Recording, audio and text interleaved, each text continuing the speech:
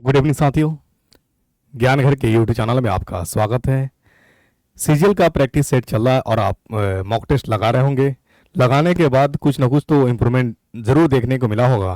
Question का standard जो देख ही रहे हैं आप, बिल्कुल अच्छा क्वेश्चन है। जो एग्ज़ाम का पैटर्न है, जो पूछने का स्टैंडर्ड रहा है, उसी आधारित पे प्रश्न है जब आप एग्ज़ाम देने जाएंगे। क्योंकि अब गिनती के मात्र कुछ ही दिन रह गए हैं, इसलिए एग्ज़ाम देने जाने से पहले एक बार मॉक टेस्ट जरूर लगा करके जाएंगे।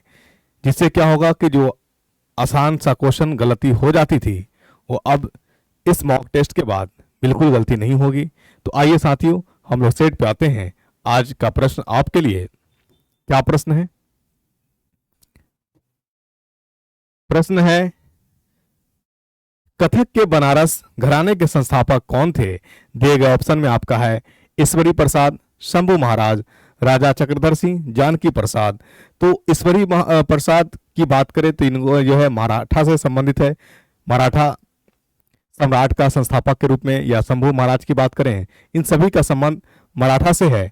लेकिन आपसे पूछा कटक के बनारस मतलब यूपी की, तो ये आप याद रखिए जानकी प्रसाद जो है सही answer. Janaki Prasad, Janaki Prasad is the correct answer.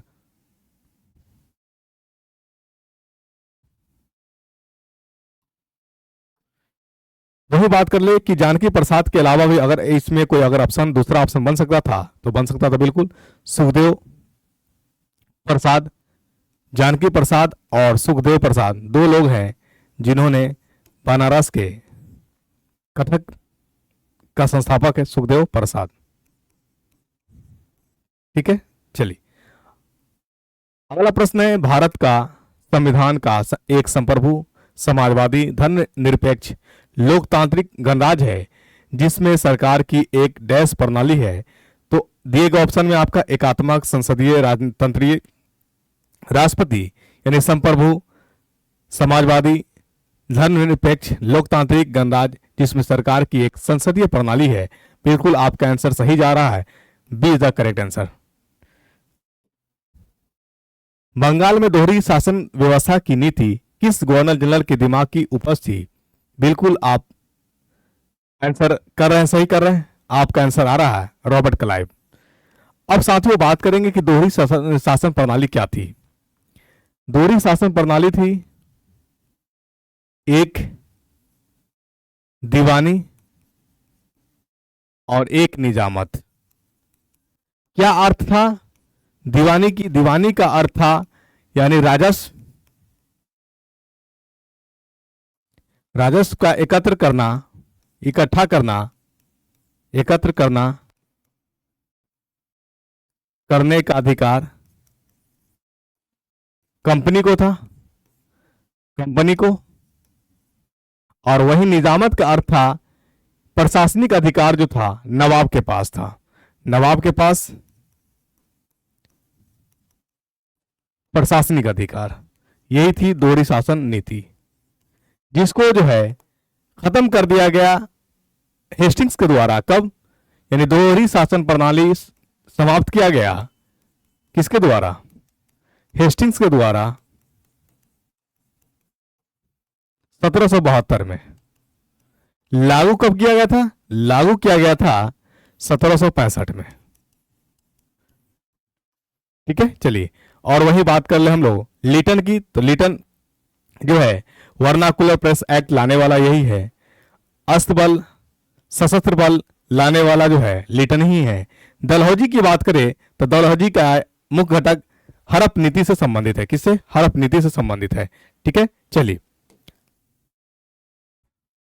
अगला प्रश्न है, वित्तीय वर्ष में सरकार की अनुमानित प्राप्तियों और व्यय का वार्षिक विवरण जो माना जाता है किस नाम से जाना जाता है? बिल्कुल आपका आंसर सही आ रहा है, बजट के नाम से जाना जाता है।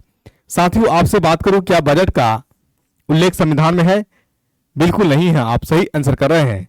यानी बजट जो है वार्षिक वित्तीय विवरण से ही संबंधित है। अनुच्छेद 112 में वार्षिक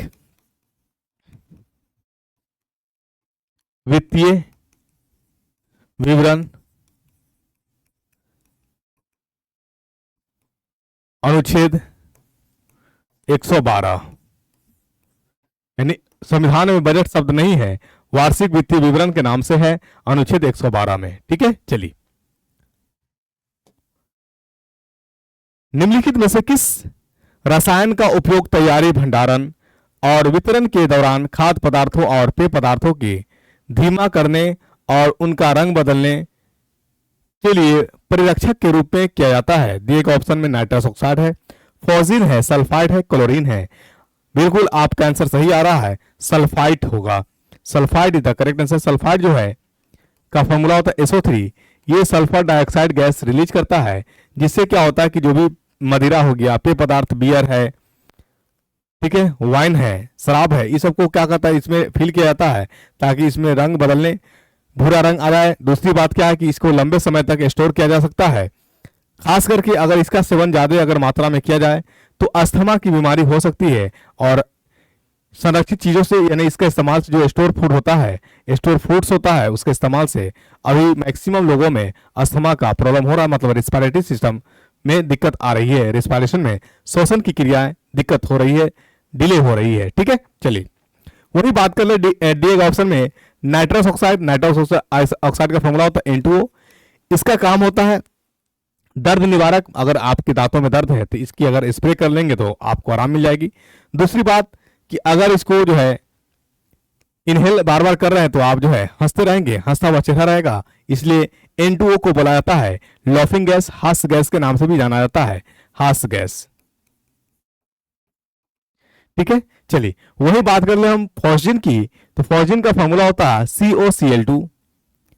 याद रखिएगा, इसको जो है रासायनिक हथियार के नाम से जाना जाता है, रासायनिक हथियार के नाम से जाना जाता है। जब प्रथम विश्व युद्ध हुआ था उसमें जो है फॉस्जिन गैस ही छोड़ा गया था और इस फॉस्जिन गैस के बारे में किसी को जानकारी नहीं थी, जिसके कारण काफी लोगों की मृत्यु हो गई थी। ठीक है, चलिए क्लोरीन की बात करें तो क्लोरीन जो है आप ब्लीच के रूप में इस्तेमाल कर सकते हैं, PVC प्लास्टिक को बनाने के रूप में इस्तेमाल कर सकते हैं क्लोरीन को, और जो पीने योग्य पदार्थ नहीं है, पानी पीने योग्य नहीं है, उसको पीने योग्य बनाया जा सकता है क्लोरीन के इस्तेमाल करके। ठीक है, चलिए वर्ष 1932 में स्थापित हरिजन सेवक संघ के संस्थापक कौन थे? तो वर्ष 1932 में स्थापित हरिजन सेवक संघ के संस्थापक जो थे वो आपके महात्मा गांधी थे। अगर आपसे पूछ दिया जाए कि हरिजन सेवा संघ की स्थापना जो है किस जगह पे हुई थी, तो यरवदा जेल में हुई थी, यरवदा जेल में। आपसे पूछा जा सकता है कि हरिजन का शाब्दिक अर्थ क्या था, जिसको गांधी जी ने व्याख्या किया था, मतलब अर्थ बताए थे। तो हरिजन शब्द का अर्थ बताए थे गांधी जी। हरिजन शब्द का अर्थ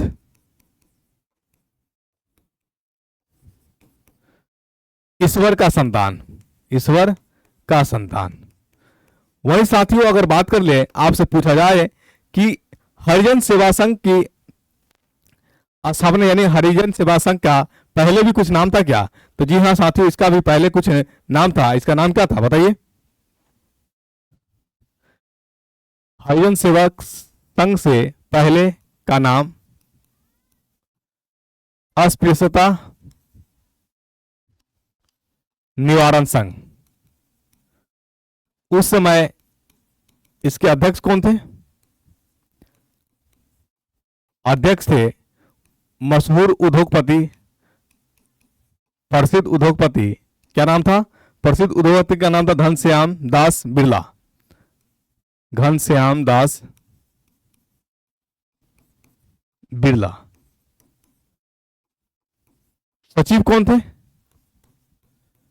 सचिव, तो सचिव याद रखिए अमृतलाल विठल दास ठक्कर, अमृत लाल विठल दास ठक्कर। वही अगर आपसे पूछ दिया जाए कि वर्तमान में इसके अध्यक्ष कौन है, तो वर्तमान में अध्यक्ष याद रख लीजिए, वर्तमान में अध्यक्ष हरिजन सेवा संघ के वर्तमान अध्यक्ष, तो वर्तमान अध्यक्ष जो है शंकर कुमार सान्याल है, शंकर कुमार सान्याल। थोड़ा सा इसको ले लीजिए स्क्रीनशॉट। दिख रहा है ना? ठीक है, चलिए अगला प्रश्न है, ओलंपिक ध्वज में छल्लों की कुल संख्या है। तो ओलंपिक ध्वज में छल्लों की जो संख्या होती है कुल कितनी होती है? 5 होती है। बिल्कुल आप सही आंसर कर रहे हैं, क्योंकि अब जो है इतना तो सेट लगा लिए है कि अब क्वेश्चन देखते ही आंसर आ रही है, और बहुत अच्छा फील हो रहा है मुझे, क्योंकि आप सही सही और करेक्ट आंसर कर रहे हैं। ठीक है, चलिए तो आखिर आपसे पूछा जाए सवाल, क्या पूछा जाए कि ओलंपिक ध्वज में जो छल्ले होते हैं, ये छल्ले किस चीज को प्रस्तुत करता है? तो ये छल्ले जो है महाद्वीप को प्रस्तुत करता है, महाद्वीपों को प्रस्तुत करता है, प्रस्तुत करता है। वही बात करें कि कौन कौन महाद्वीप है, इसमें 5 ही छल्ले, तो यानी इसका मतलब हो गया कि 5 महाद्वीप को प्रस्तुत करेगा। तो हाँ, 5 बिल्कुल 5 महाद्वीप को प्रस्तुत करता है। कौन कौन है 5 महाद्वीप में? एक है आपका यूरोप, एक है आपका एशिया, एक है आपका अफ्रीका, एक है आपका ऑस्ट्रेलिया, और एक है आपका अमेरिका। मतलब 5 महाद्वीपों का रिप्रेजेंट हो गया। तो अमेरिका से संबंधित हो गया दक्षिण अमेरिका और उत्तरी अमेरिका। ठीक है, चलिए अब बात करें, इसमें कुछ जो है छल्ले का रंग भी होता है। तो कुल 5 रंग होते हैं। कितने रंग होते हैं? 5 रंग होते हैं। पहला रंग होता है आपका नीला, जो यूरोप का रिप्रेजेंट करता है। नीला रंग किसको रिप्रेजेंट करता है? मैं कलर चेंज कर लेता हूं, क्योंकि आपको समझ आना बहुत जरूरी है। ठीक है, नीला जो है यूरोप को रिप्रेजेंट करता है। वही पीला जो है एशिया को रिप्रेजेंट करता है। काला जो है अफ्रीका को रिप्रेजेंट करता है। और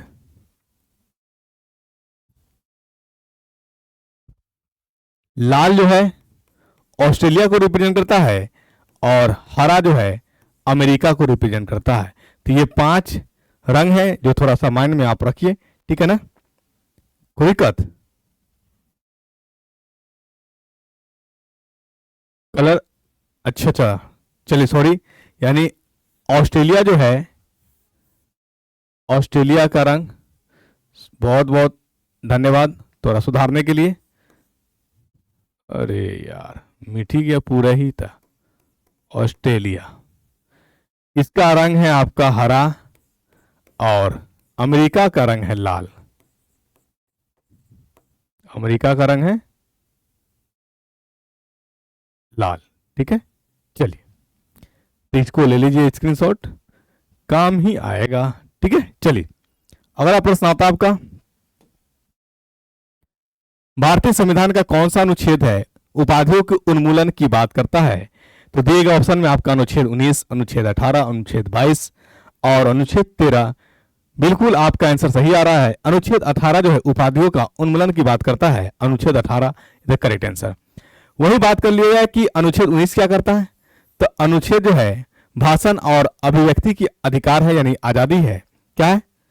भाषण, आपकी मर्जी, जहां चाहे भाषण कीजिए, भाषण, अपने आप को प्रस्तुत करने, अभिव्यक्ति, अभिव्यक्ति की स्वतंत्रता। वही बात करें, अनुच्छेद 22 क्या कहता है? अनुच्छेद 22 कहता है कि किसी भी व्यक्ति को मनमाने तरीके से, ठीक है ना, और बिना वजह कारण बताए हुए हिरासत नहीं लिया जा सकता है। ठीक है, तो बिना कारण बताए, मनमाने तरीके से, मनमाने तरीके से हिरासत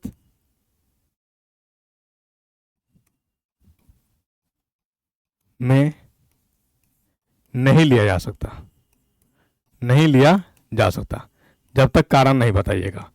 वही बात कर ले, अनुच्छेद 13 क्या कहता है? तो अनुच्छेद 13 जो है मौलिक अधिकारों की, बताइए, मौलिक अधिकारों को संरक्षण प्रदान करता है। मौलिक अधिकार, अधिकारों का संरक्षण। ठीक है साथियों, आइए अगला प्रश्न आता है, पृष्ठ तनाव के बारे में निम्नलिखित में से कौन सा कथन सही नहीं है? तो पृष्ठ तनाव के बारे में दिए गए ऑप्शन पढ़ लेते हैं। सतही तनाव आमतौर पर डायन पर सेंटीमीटर में मापा जाता है, ये बिल्कुल सही है आपका। कमरे के तापमान पर पानी का सतही तनाव एथिल अल्कोहल से कम होता है, तो ये तो होता हुआ गलत नजर आ रहा है। दूसरा आपका सी नंबर ऑप्शन देखिए, सतह तनाव के कारण पानी की बूंद का आकार गोलाकार होता है, बिल्कुल सही है। डी ऑप्शन कह रहा है तरल अणुओं के बीच संसंजक बल सतह तनाव नामक घटना के लिए जिम्मेदार होते हैं, बिल्कुल सही है। इसका मतलब कि कमरे के ताप पे पानी का जो घनत्व होता है एथिल अल्कोहल से ज्यादा होता है, लेकिन यहां दे दिया है कम, तो आपका लगता है गलत, बी द इनकरेक्ट, यानी बी आपका जो है सही आंसर होगा। ठीक है, चलिए।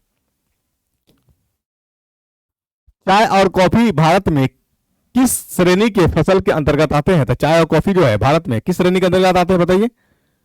चाय और कॉफी को ये रोपण फसल में आता है, इसे रोपा जाता है, रोपण फसलें, ये इज द करेक्ट आंसर। वही अगर बात कर ले कि कभी कभी क्वेश्चन पूछ जाता है कि चाय जो है, चाय की फैमिली मतलब परिवार का क्या नाम है? सबका परिवार है, यानी चाय जिस फैमिली से आता है, तो लिख लीजिए चाय और परिवार का नाम किस परिवार से है। और कॉफी, तो कॉफी लिखिए और कॉफी का परिवार लिखिए। चाय, चाय के परिवार का नाम जो है कैमेलिया सिनेसिस, कैमेलिया सिनेसिस, ये चाय की फैमिली का नाम है। वही बात कर ले कॉफी की फैमिली का नाम क्या है? तो कॉफी के फैमिली का नाम जो है, परिवार का नाम रूबियासी, रूबियासी।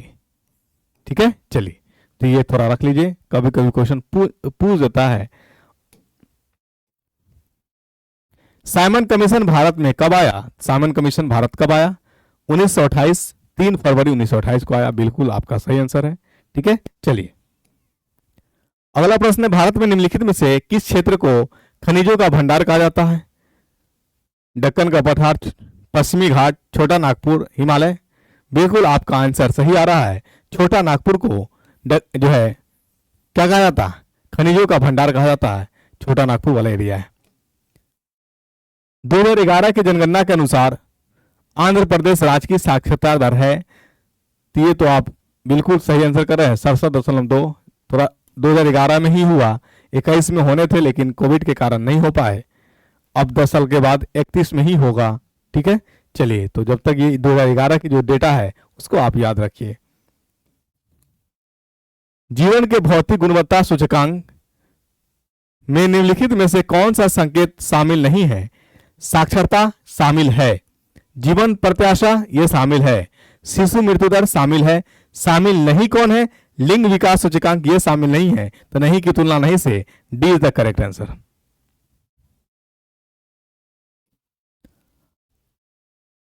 अगला प्रश्न आपका, पृथ्वी के भूपटल में 7वीं सबसे प्रचुर धातु का नाम क्या है? जो मध्यकालीन लैटिन शब्द कैलियम से लिया गया है, तो कैलियम से लिया गया, तो आपका जो है मैग्नीशियम नहीं लिया गया, एल्युमिनियम को लिया गया है, तो एल्युमिनियम आपका जो है सही आंसर हो जाएगा, कैलियम। एल्युमिनियम का संकेत जो होता है, परमाणु संकेत एल होता है।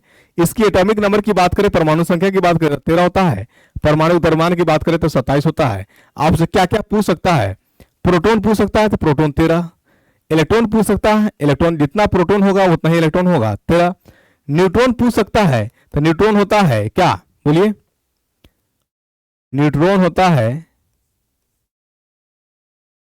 मास माइनस प्रोटॉन, ऊपर वाला मास है, तो 27 माइनस कितना, प्रोटॉन कितना, 13, घटा दीजिए तो 14, यानी न्यूट्रॉनों की संख्या एल्युमिनियम में कितने होते हैं? 14 होते हैं, बिल्कुल आपने सही कहा। ठीक है, चलिए, वही बात कर लीजिए। पोटेशियम की बात करें तो पोटेशियम का जो संकेत होता है, परमाणु संकेत क्या होता है? इसका परमाणु संख्या 19 होता है, परमाणु भार 40 होता है। ठीक है, इसको जो है, ये जो है पूरे केमिस्ट्री में जितने भी तत्व पाया गया है 118, उस सभी में सबसे ज्यादा अति क्रियाशील आपका पोटेशियम ही है। इसको रखा जाता है कहाँ? केरोसिन तेल में, केरोसिन तेल में। ठीक है, रखा जाता है। क्लियर? बढ़े आगे। अगला प्रश्न है, निम्नलिखित में से कौन सी भारत में मीठे पानी की झील नहीं है? तो मीठे पानी की झील नहीं है, कौन कौन नहीं? तो पहले जान ली कि मीठे पानी की झील है कौन कौन। भीमताल ये मीठे पानी का झील है, नैनीताल मीठे पानी का झील है, पुलिकट ये भी सॉरी, ये आपका जो है मीठे पानी का झील नहीं है। लोकटक ये मीठे पानी का झील है। तो आपका आंसर क्या हो जाएगा? पुलिकट। मीठे पानी का झील नहीं पूछा है तो आपका आंसर हो जाएगा Pulicat. Pulicat is the correct answer. Pulicat जो है खारे पानी का झील है, ये याद रखिएगा। है कहाँ? पुलिकट जो है आंध्र प्रदेश में। कहाँ है? आंध्र प्रदेश में। आंध्र प्रदेश। क्वेश्चन कभी कभी पूछ जाता है कि देश का सबसे जो है खारे पानी का झील, सबसे बड़ा खारे पानी का झील कौन है? सबसे बड़ा खारे पानी का झील, सबसे बड़ा खारे पानी का झील, पानी का झील कौन है? तो सबसे बड़ा खारे पानी का झील कौन है बताइए? कौन? नहीं बताइएगा। जो उड़ीसा में है, बताइए कौन है उड़ीसा में झील? चिल्का झील। चिल्का झील, ठीक है ना। चलिए और दूसरा पूछ दे। दूसरा कौन है? दूसरा है सांभर झील। कौन है? सांभर झील, जो कहां है बोलिए? राजस्थान में। आपसे अगर पूछ दे कि लोकटक झील कहां है, भीमताल झील कहां है, नैनीताल झील कहां है, तो याद रखिए भीमताल झील कहां है? भीमताल हो गया, नैनीताल हो गया, ये दोनों के दोनों उत्तराखंड में। भीमताल, नैनीताल, ये सब उत्तराखंड में, ठीक है। लोकटक झील, लोकटक झील कहां है बोलिए? लोकटक झील कहां है? एक भी आंसर करें। बिल्कुल मणिपुर में। लोकटक झील कहां है? मणिपुर में। चलिए अगला प्रश्न, अंबुबाची मेला उत्तर पूर्व भारत के किस मंदिर में आयोजित किया गया है? तो अंबुबाची मेला जो है उत्तर पूर्व भारत के यानी असम है और कामाख्या मंदिर में किया गया है।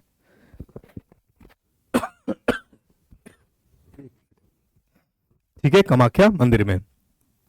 B is the correct answer. ये है किधर, यानी कहां मनाई जाती है अंबुबाची? असम में। वार्षिक मेला है, साल में एक बार मनाई जाती है।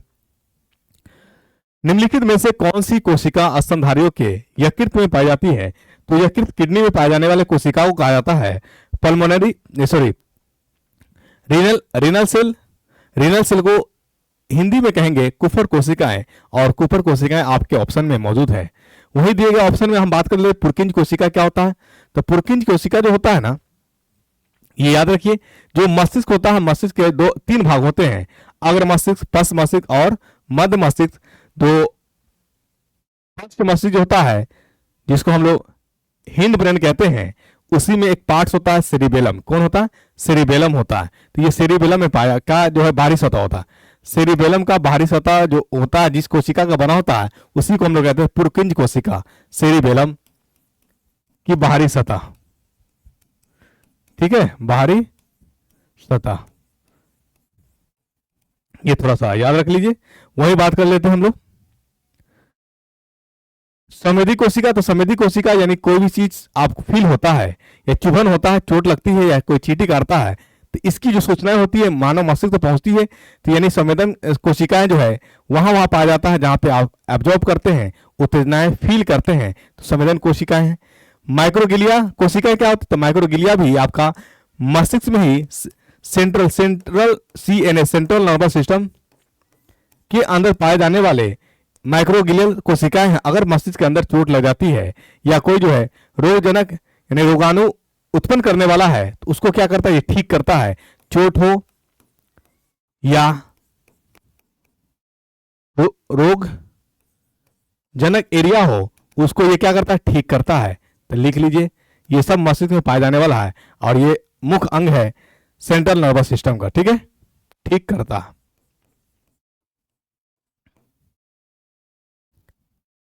1931 में भारतीय राष्ट्रीय कांग्रेस का कौन सा ध्वज अपनाया गया था?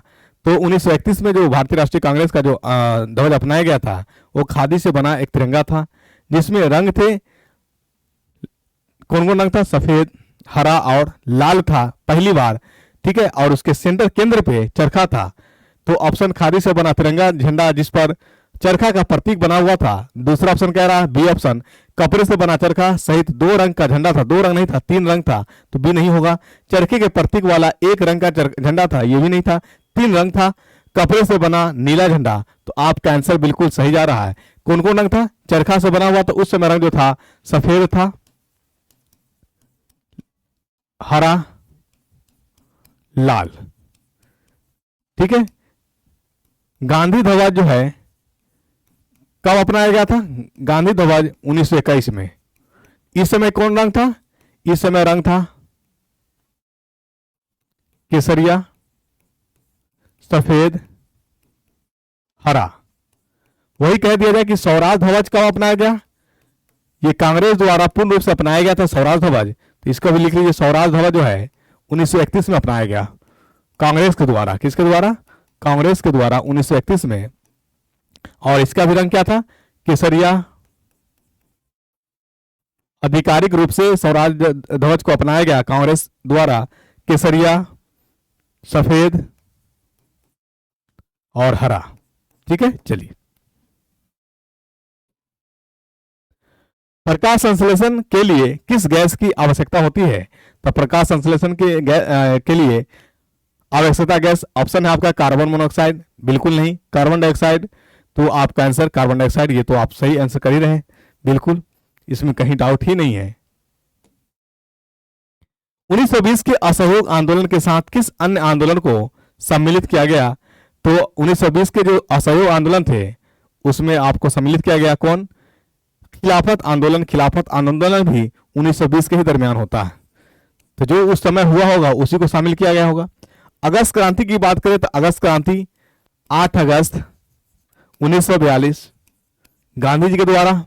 दांडी मार्च की बात करें तो दांडी मार्च जो है 1930, ठीक है। 24 मार्च 1930 से 6 अप्रैल 1930, 24 दिन का सफर, ठीक है। स्वदेशी आंदोलन की बात करें तो स्वदेशी आंदोलन 1905 है। मुख्य बातें याद रखेंगे यहां पे कि गांधी जी के द्वारा 3 आंदोलन जो बड़े पैमाना पे चलाया गया था और बहुत बड़ा आंदोलन था। वो कौन कौन आंदोलन था? एक तो आंदोलन था 1920 का असहयोग आंदोलन, नॉन कोऑपरेशन मूवमेंट, असहयोग आंदोलन, ठीक है, असहयोग आंदोलन गांधी जी के द्वारा। दूसरा था 1930 सविनय अवज्ञा आंदोलन, सविनय अवज्ञा आंदोलन। और चौथा था तीसरा था 1942 भारत छोड़ो आंदोलन, क्विट इंडिया मूवमेंट, भारत छोड़ो आंदोलन।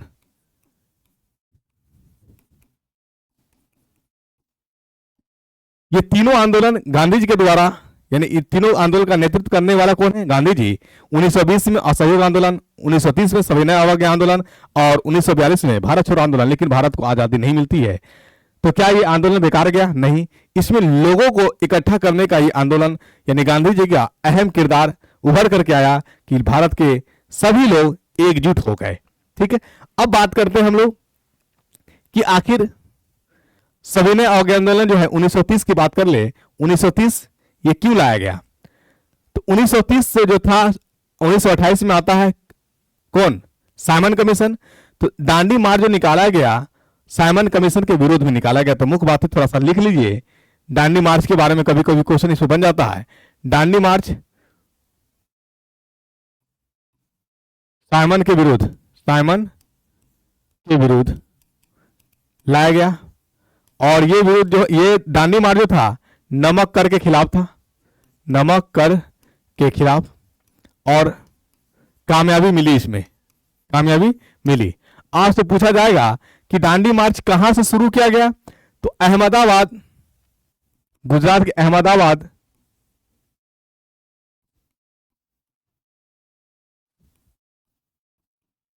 वहां से कहां चल करके दांडी तक चला था, ठीक है ना, जो है दांडी तक चला था। आपसे पूछा जाएगा कि इसमें जो है कितने लोग थे? इसमें 78 लोग थे शामिल, 78 लोग शामिल थे।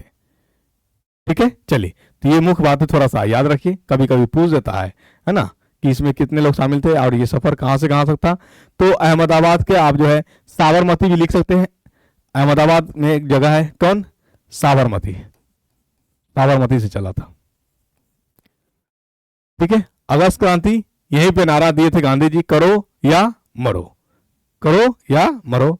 अब देखिए, लोगों को इस तरह से मानसिकता बना भी दिए गांधी जी आंदोलन करके, कि गांधी जी जो कहे, अगर कहे बोले करो तो लोगों ने किया, गांधी जी बोले मरो तो लोगों ने मरा भी। तो ये थी आजादी में अहम भूमिका निभाने वाले महात्मा गांधी जी। तो ये 3 आंदोलन थे गांधी जी के द्वारा, 1920 असहयोग आंदोलन, 1930 सविनय अवज्ञा आंदोलन और 1942 भारत छोड़ो आंदोलन। लेकिन तीनों आंदोलन से भारत को आजादी नहीं मिलती है, लेकिन भारत के लोग इकट्ठा हो जाते हैं और करो या मरो के लिए उतावले हो जाते हैं, डू एंड डाई के लिए।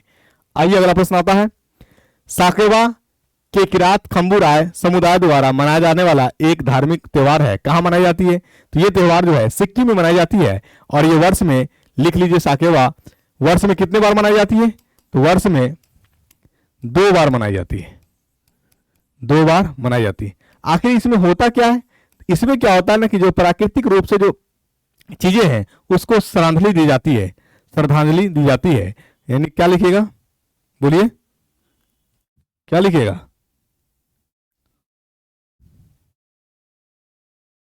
प्रकृति मां की श्रद्धांजलि दी जाती है। ठीक है, चलिए,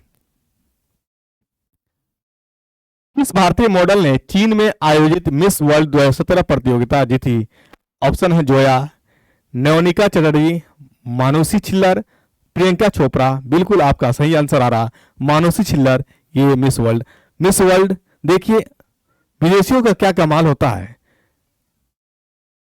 कोई चीज बेचना होता तो उसने बस गोरेपन का जो है प्रकोप ला करके इसको लगाओ मिस वर्ल्ड। अगर अच्छा, इतनी खूबसूरत, इतनी गोरी कैसे हो गई, कमाल आया, फेयर लवली लगाया गया, मतलब फेयर लवली का प्रचार आया, मिस वर्ल्ड। अगर इसकी मिस वर्ल्ड, इस सब की जरूरत ही क्या थी? इसकी कोई जरूरत नहीं है, बस प्रोडक्ट्स को बेचना है, मिस वर्ल्ड को लाना है। ठीक है, चलिए, यदि 20 न्यूटन का बल एक द्रव्यमान 10 केजी की एक वस्तु पर लगाया जाता है तो उत्पादित त्वरण का मान क्या होगा? तो आप जानते हैं फॉर्मूला, फोर्स बराबर होता है ए में। ये दिया हुआ 20 न्यूटन, 20 न्यूटन की जगह जो है हम लोग लिख सकते हैं, क्या लिखेंगे? 20 केजी मीटर पर सेकेंड स्क्वायर बराबर मास दे रखा है 10 केजी। एक्सीलरेशन पूछा, ए रख दीजिए, ये केजी से ये केजी काट दीजिए, ये 0 से 1 0 कट गया, तो एक्सीलरेशन के मान हमारे निकल के आ गए 2 मीटर पर सेकेंड स्क्वायर बराबर एक्सीलरेशन। तो आपका आंसर जो है 2 मीटर पर सेकेंड स्क्वायर। कभी कभी यूनिट लिखने में विद्यार्थी गलती कर देते हैं, इसलिए 1 न्यूटन को हम लोग इस तरह से भी व्यक्त कर सकते हैं, केजी 1 केजी मीटर पर सेकेंड स्क्वायर। ये आप लिख लीजिए, थोड़ा सा कभी कभी थोड़ा दिक्कत कर जाते हैं यूनिट लिखने में साथी। ठीक है, चलिए अगला प्रश्न आता है आपका, वीडी कोर्स उदर गुहा के बाहर स्थित होते हैं, तो वीडी कोर्स जो है उदर गुहा के बाहर स्थित, उसको क्या बोलते हैं? उसको बोला जाता है अंड कोर्स। आपका answer D is the correct answer. योनि मार्ग, ये फीमेल पार्ट्स है, मूत्राशय ये यूरेथ्रा, दोनों में कॉमन होगा। अंडाशय जो अंदर की ओर होती है, और मूत्राशय जो होता है वो आपका जो है इंटरनली पार्ट होता है, बाहर की ओर नहीं होता। बाहर की ओर रहने वाला आपका अंडकोश है, जिसको आप टेस्टिस कहते हो। ठीक है, मेल पार्ट्स। तो साथियों, आज का सेशन यहीं तक होता है। ज्ञान घर यूट्यूब चैनल से लगातार आप तक मॉक टेस्ट पहुंच रही है, आप जो है उसे जरूर लगाइए। लगाएंगे तो इंप्रूवमेंट डेफिनेट है कि मिलेगा ही मिलेगा, कोई चीज व्यर्थ बेकार नहीं जाता है। ठीक है, बस एपीजे अब्दुल कलाम साहब की एक बात याद रखिए, ई कुछ नहीं, इंड कुछ नहीं होता है, एफर्ट नेवर डाइड, लगाया गया प्रयास आपके द्वारा कभी विफल बेकार नहीं जाएगा। ज्ञान घर यूट्यूब चैनल से आप बने रहें। जय हिंद साथियों।